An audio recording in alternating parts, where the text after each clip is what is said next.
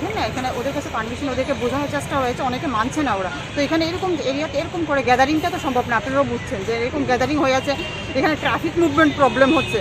তো for that reason আমরা এটা করছি, ওরা মানছে না সবাই।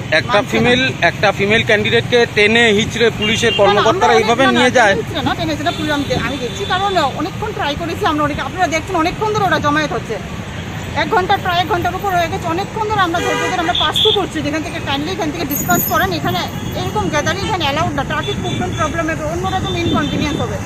তো সেই জন্য আমরা সেটা ওদেরকে আমরা বাধ্য হয়েছি করতে, আমরা এটা নর্মাল প্রসিডিউর। Thank you. এবং আপনারা কতজন লোককে অ্যারেস্ট করেছেন, কি কারণে? এখন পর্যন্ত ফিগারটা বোঝা যাচ্ছে না, আমরা করেছি, আমরা 2 গাড়ি আমরা ভরে পাঠিয়েছি। এবার দেখা যাক, ওরা এখানে আনলফুলি এখানে অ্যাসেম্বল করেছিল, ওদের কোনো পারমিশন ছিল না। ওদের বক্তব্য ছিল ওরা সেক্রেটারিটা যাবে, কিন্তু এর কোনো মানে ভ্যালিড কোনো ডকুমেন্ট বা ওদের কোনো পারমিশন এই ব্যাপারে নেই। ওদেরকে আমরা বারংবার রিকোয়েস্ট করেছি যে এখান থেকে সরে যাওয়ার জন্য, কিন্তু ওরা সরেনি, তাই আমরা প্রিভেন্টিভ অ্যারেস্ট করেছি।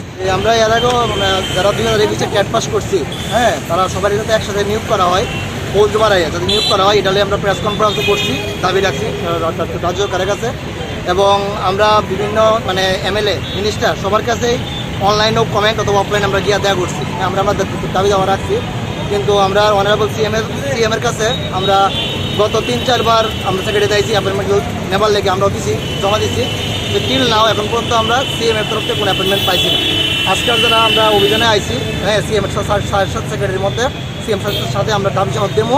আর আমরা যে ক্যাটাগরি পোস্ট বাড়াই যাদের একসাথে রিক্রুট করে তার দাবিতে আইছি আমরা। কিন্তু এখন দেখা যাচ্ছে আমরা সেক্রেটারি ভবনের সামনে আসা সত্ত্বেও আমরা যে আরক্ষা প্রশাসন, হ্যাঁ, তারা কর্ডনে আমরা আছি। আপনারা কি পারমিশন পেয়েছিলেন আজকে দেখা করার? না, এখানে তো জাস্ট আমরা সৌজন্যমূলক সাক্ষাৎকারের জন্য এসেছি সিএমের সাথে, অন্য তো আর কিছু না।